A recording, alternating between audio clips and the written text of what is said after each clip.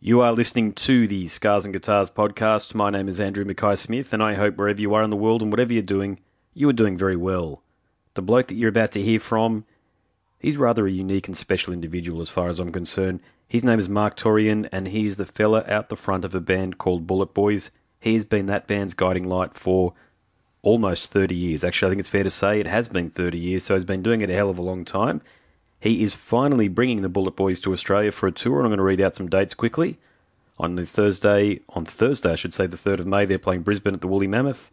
Friday the 4th, they're playing Melbourne at Cherry Bar. That'd be a cracker, actually. Wish I could go to that one.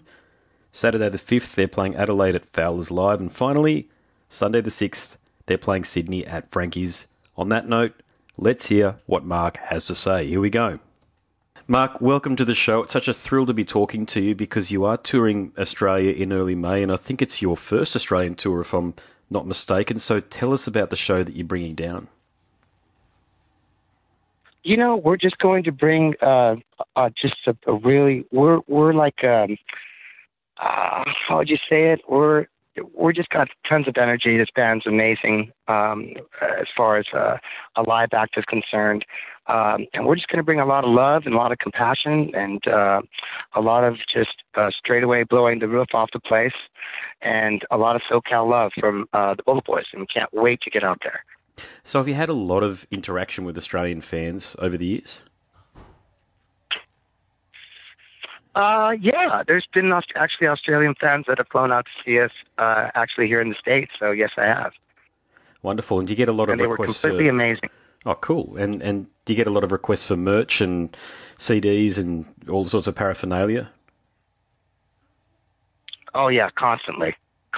We are definitely bringing merchandise and stuff out there to Australia. So we're going to have some really great stuff for people to check out. I know that we're going to be doing some meet and greets out there also. So we just want everybody to be ready for the onslaught, which is the SoCal BulletBoys, and we're going to bring a lot of energy and just some great shows. And we're ecstatic about coming down under. Wonderful. Now, the new album, From Out of the Skies, is a seriously groove-infused hard rock affair. So would you say that the album is an evolution of the BulletBoys sound, or does it consolidate the sound that the band started all those years ago on the self-titled debut album in 1988? I would say it's a reinvention of the band. We've reinvented the band here for the past 10 years almost 10 years, with myself, Chad McDonald, and Nick Ross. And I definitely would say it's a reinvention. We've reinvented this band.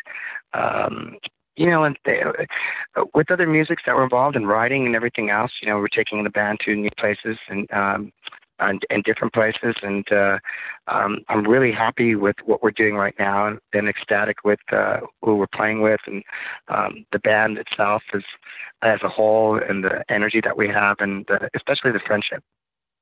That's a big one, isn't it? Friendship.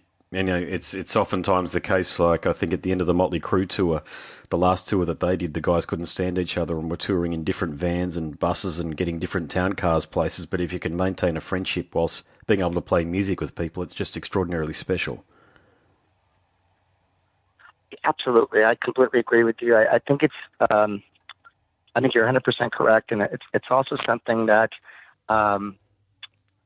in my musical life now, that I need more than ever to have a camaraderie and friendship with the people that you're playing with. It's like excuse me, it's basically a rock and roll marriage, or a musician's marriage where, you're working with each other. You have to learn each other's ins and outs, even your personal life, to be able to discuss that and to be able to help each other out with that. So, it's for me, it's extremely important to have those that type of camaraderie with the beautiful souls that I play with, man.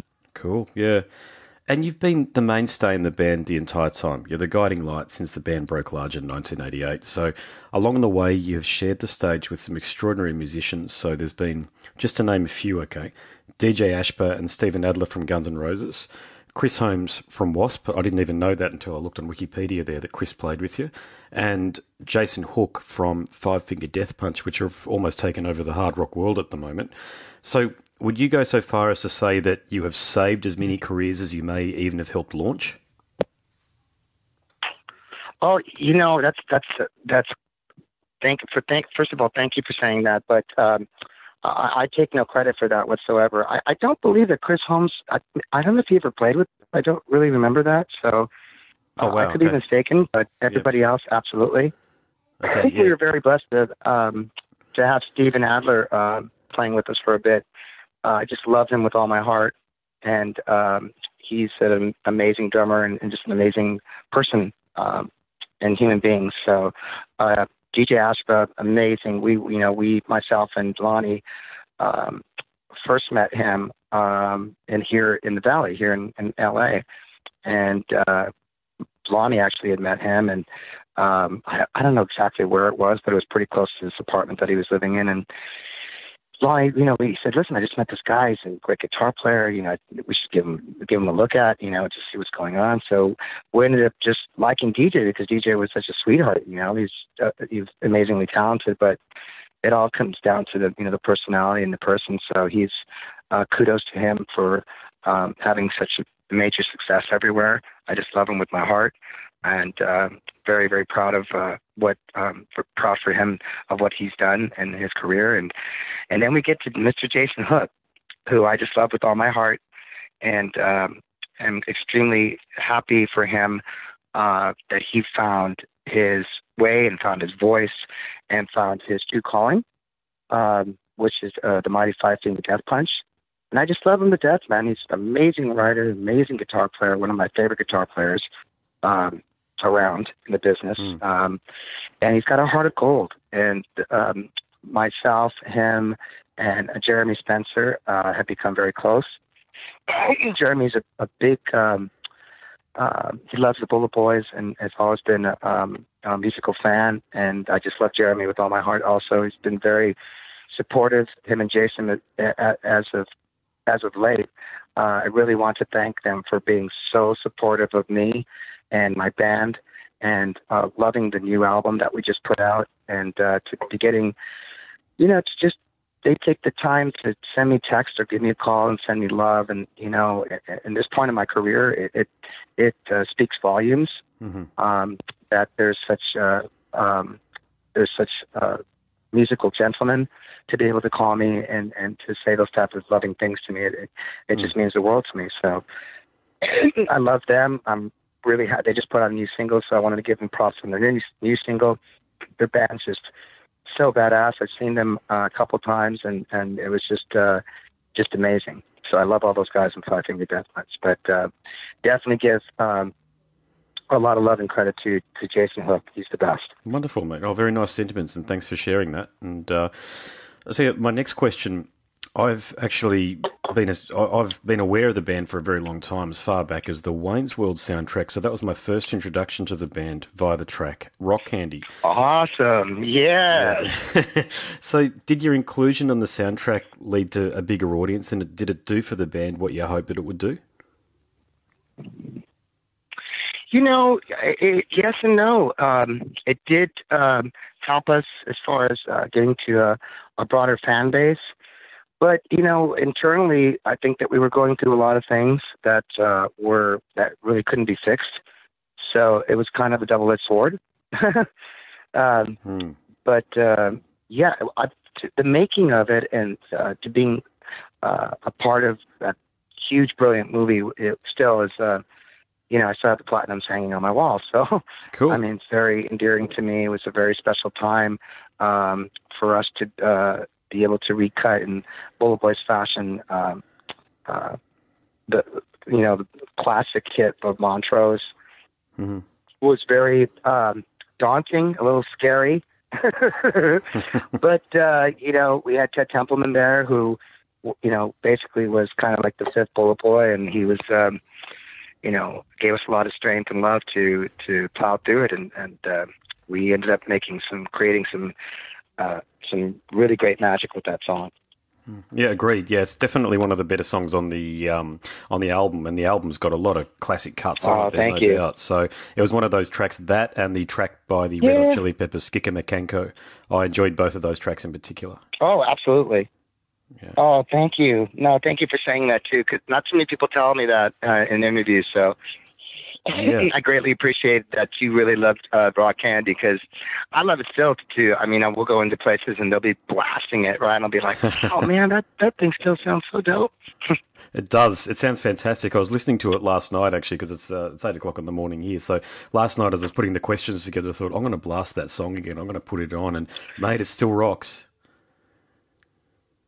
It always reminded me of it. It has this like spooky, which I love, spooky sound, like a band playing like in a fucking alley or something somewhere.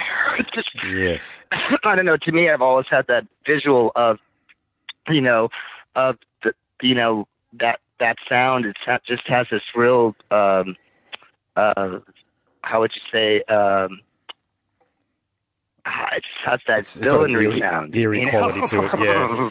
Well, Yeah, I love it. I love it. So it leads into my next question because, of course, the Wayne's World soundtrack and Rock Candy were released at a time when the music world was being shifted on its head. You cast your mind back to when Nirvana and Pearl Jam broke, and really, you had a front row ticket to what was going on there. So, how did you see the Nirvana and the grunge explosion, and in what way did it affect your career?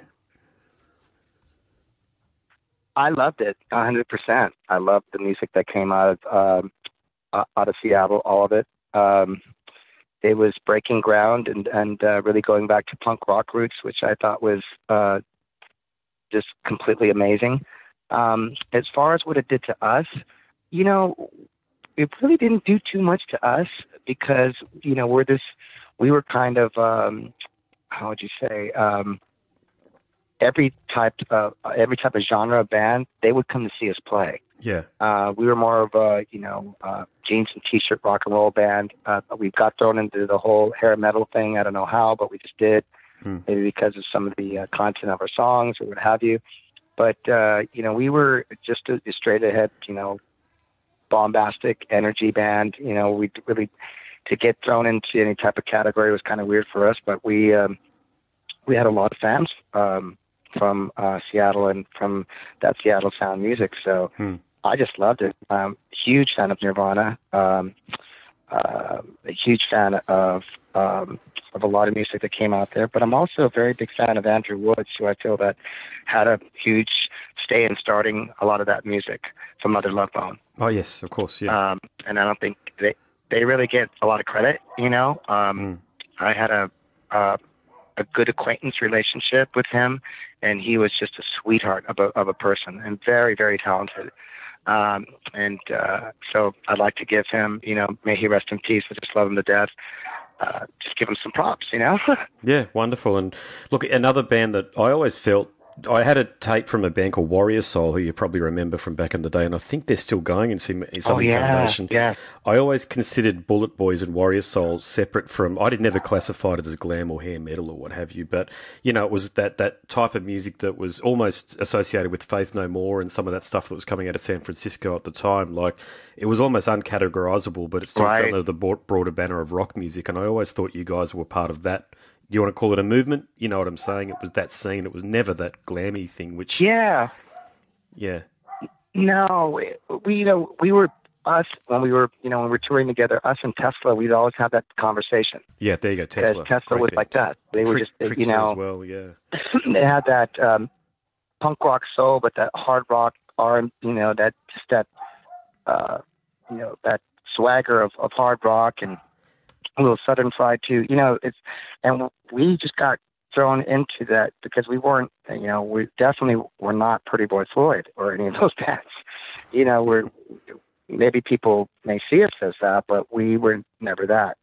I really believe that we had amazing people like Ted Templeman, who produced our records back in the day, and that they're classic hard rock records now. And, there's not a lot of us that came out. We were just, we worked our butts off, and to be able to come out of LA, Southern California, when there was so many different bands coming out of here, but to actually be born and raised here and come out with something was, we were very, very fortunate. But we also worked really diligently on our music and the way it sounded, the way we wanted it to be driven. And we had certain staying points that we stayed together as a band, as far as when we were first looking for a producer and everything else. So switching gears and being in the now, it's I actually do it the same way. I just have so much love for the people that I've worked with, that have taught me so much. The producers that I've worked with, the brilliant Ted Templeman, who is just like my favorite ever. Andy Johns, may he rest in peace.